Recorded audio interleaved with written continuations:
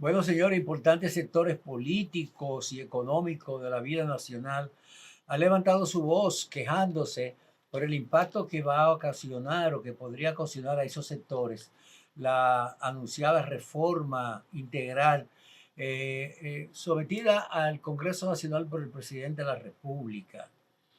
Lo que es bueno señalar en este caso, que todos los partidos políticos en un momento determinado estuvieron de acuerdo, hubo un consenso de la dirigencia política nacional y los sectores empresariales y los sectores sociales de la necesidad del país de emprender una reforma fiscal. El país está gastando más recursos que lo que produce. El gobierno acumula todos los años un amplio déficit en su finanza y no puede financiar apropiadamente el presupuesto nacional. Se necesitan más disponibilidades para poder equilibrar la balanza en el gobierno y sobre todo para emprender los programas que necesita el país y que cada vez demanda más la sociedad dominicana. La construcción de escuelas, la construcción de hospitales, el mejoramiento de los servicios públicos, la construcción de carreteras, el problema de la electricidad, abastecimiento de agua, son múltiples problemas centrales que se vienen acumulando. Muchos gobiernos han hecho caso omiso a esta situación y prefieren coger el camino más rápido, el camino más sencillo, que es el camino del endeudamiento. Vamos a endeudarnos y el endeudamiento sigue creciendo y el gobierno sigue gastando sin control y el país acumulando una situación. Una situación que se puede tornar en un momento determinado sumamente peligrosa para el país, porque es una situación que va a crear, que puede crear un default en la economía. Se paraliza la actividad económica y llegamos a un nivel de endeudamiento y de irresponsabilidad que entonces lo vamos a sufrir todos los sectores. Me ha llamado mucho la atención esta semana la posición asumida por algunos sectores empresariales, los comerciantes que piden que dejen sin efecto la parte impositiva que lo afecta, algunos industriales también que se han beneficiado durante años, tienen décadas recibiendo incentivos y sanciones impositivas que cuando ven en peligro que le pueden disminuir esos privilegios, entonces se movilizan, utilizan medios de comunicación, utilizan todos los mecanismos para seguir manteniendo su privilegio. Pero yo creo que esto es una decisión del país, es una decisión de Estado. Tenemos que pensar en los dominicanos y tenemos que pensar incluso en el futuro de esa empresa. Porque si el país llega a una situación realmente de deterioro económico, entonces sí, ellos serían los primeros que serían perjudicados. La Asociación de Empresarios del CONET, los industriales, la Asociación de Productores de Cine, una serie de sectores han elevado su voz para que se flexibilice la aplicación de esta reforma. Una reforma que es necesaria, pero el presidente de la República ha tomado la iniciativa de flexibilizar y decir que sí, que es posible aplicar la reforma de una forma más gradual y que es posible sentarnos en una mesa de diálogo y si hay algún sector que se podría ver muy perjudicado, también tomar medidas para revisar esa sesión. Pero la verdad es que la reforma es hasta cierto punto tímida. Y muchos economistas, incluyendo economistas que ocuparon posiciones importantes en los gobiernos anteriores, han señalado la necesidad y la bondad de la reforma, no se oponen. Yo creo que nadie se opone a la reforma fiscal, porque es que el país la necesita. Los dominicanos la necesitamos. Lo que pasa es que la gente quiere que vamos a hacer la reforma y que se perjudiquen los otros, pero los intereses míos no lo toquen.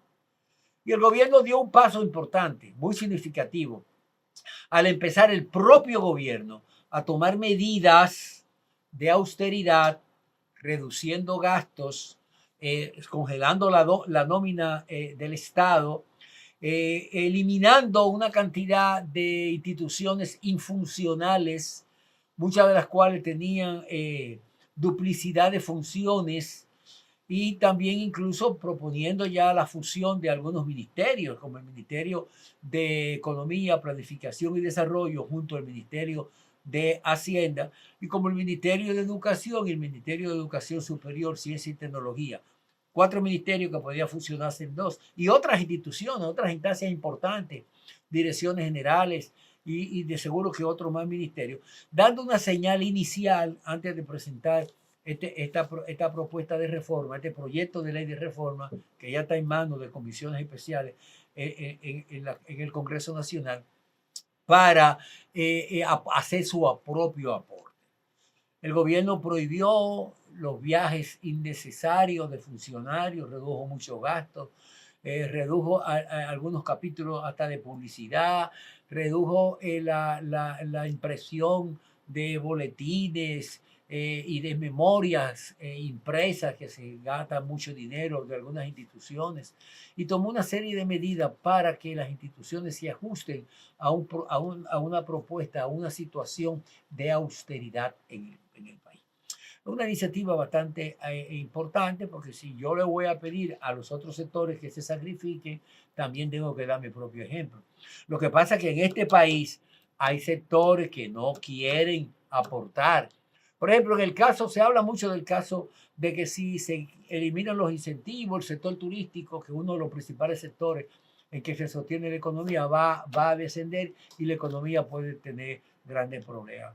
Pero que el sector turístico, hay zonas turísticas, destinos turísticos que ya están consolidados. Por ejemplo, en el caso de Punta Cana y el caso de La Romana, y son destinos que ya son sólidos, ya son maduros, no necesitan de incentivos fiscales porque tienen un número apropiado de habitaciones, un flujo permanente de turistas y operan de manera que no necesitan, no requieren de ese auxilio que durante tantos tiempos, sin ningún tipo de fiscalización ni control, otorgó el gobierno. Entonces tienen que sacrificarse, tienen que sacrificarse. Ahora, ¿hay otro destino turístico? Sí, el caso de Pedernales, el caso de Barahona, en los proyectos que se están desarrollando al norte de Puerto Plata, en Playa Belgartín, otros también en Miches, que son destinos turísticos incipientes. El Estado debe de darle incentivos, mantenerle esos incentivos para que se desarrollen, pero incluso muchas empresas de zona franca que no necesitan tampoco de tantos incentivos.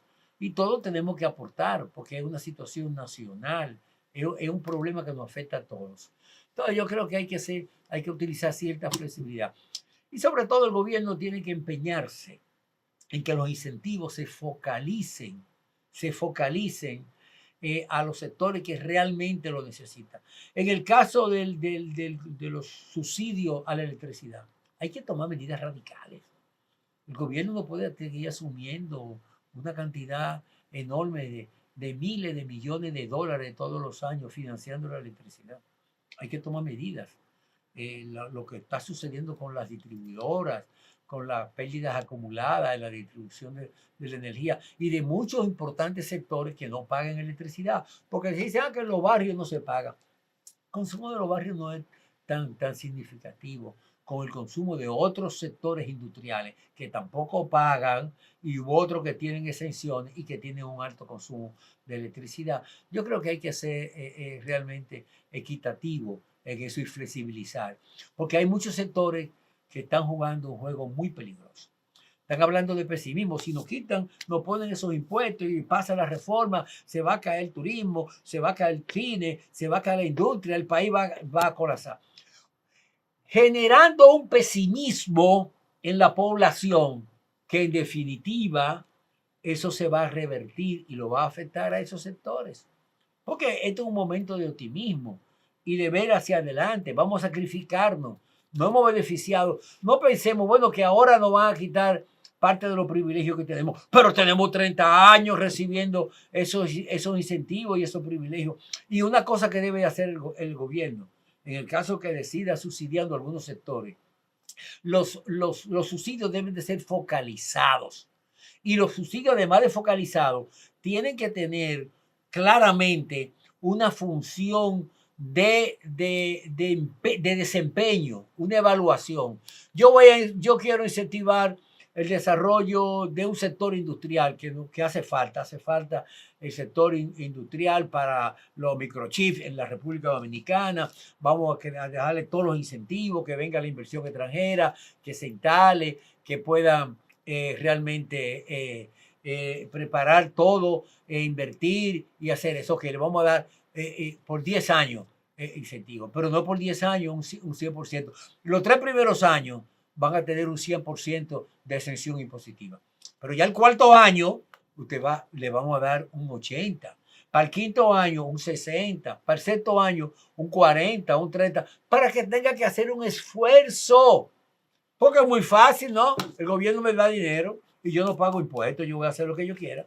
Y muchas de esas empresas, y eso lo dijo esta semana el director de Impuestos Internos, sorprendentemente, de esas empresas que se benefician con estos subsidios, realmente al final de año registran utilidades por 400, por 600 y por 500 millones de dólares. Entonces una empresa que tiene tantas utilidades no necesita de un subsidio del Estado. Vamos a revisar eso. Y yo creo que es saludable y prudente que ese tipo de incentivo sea revisado y que se focalice en aquellos sectores que el país demanda. ¿Por qué? Porque es una necesidad, y es una actitud muy responsable del presidente de la República, que se la está jugando. Dice, no, yo no aspiro a ser presidente después del 2028. Yo voy a promover una reforma para que el país pueda resolver sus problemas económicos. Vamos a sacrificarnos durante un periodo determinado para buscar un balance en el déficit que registra la balanza de pago, poder enfrentar el déficit cuasi fiscal que tiene el Banco Central. Vamos a reducir eso, vamos a reducir los gastos del gobierno y vamos a buscar un equilibrio en el presupuesto, porque ahí cada día son más crecientes la demanda de la población y de los servicios que requieren del gobierno. Hace falta construir más escuelas, hace falta construir más hospitales, mejorar el sistema de seguridad social, mejorar el sistema de agua potable, el problema eléctrico. Son muchas las demandas de la población y la necesidad es creciente, pero los recursos son muy limitados. Entonces yo creo que debe haber una actitud de comprensión. Qué bueno que en el Congreso Nacional, los líderes del Congreso Nacional, tanto el presidente de la Cámara de Diputados como el presidente del Senado de la República, han abierto una brecha. Y ya esta semana, a finales de esta semana, comenzaron a escuchar a los sectores, abrieron vistas públicas para que cada sector exponga sus requerimientos, sus necesidades y que hagan las sugerencias y aportaciones a favor o en contra del proyecto de reforma fiscal presentado por el gobierno del presidente Luis Abinader. Eso es un paso importante. Y el mismo gobierno, tanto por boca del ministro de Hacienda, Ochi Vicente, como por boca del propio presidente de la República, han dicho que están en disposición de que si hay que revisar una medida y flexibilizarla, están dispuestos a hacerla. Hay otros sectores que dicen que la reforma se vaya aplicando gradualmente, pero la reforma es tímida, ¿eh? La reforma lo que está buscando, esta reforma, tal como está concebida, que el gobierno pueda recibir 122 mil millones de pesos adicionales, que equivale a 1.5% del Producto Interno Bruto. Y el déficit realmente que tenemos es de más de un 5%. O sea que eso no es ni siquiera la mitad de lo que realmente se necesitaría. Hay que recordar la reforma que intentó imponer el presidente Danilo Medina, que iba a recaudar 250 mil millones. Al final no pudo hacerla. Y esta es una reforma hasta cierto punto tímida, pero es necesaria. Y yo creo que debe de primar en esto la sensatez de todos los sectores para que entiendan que hay que sacrificarse por el bien del país. Vamos a una pausa y regresamos de inmediato con nuestra sesión de Pulso Pregunta con el invitado de hoy.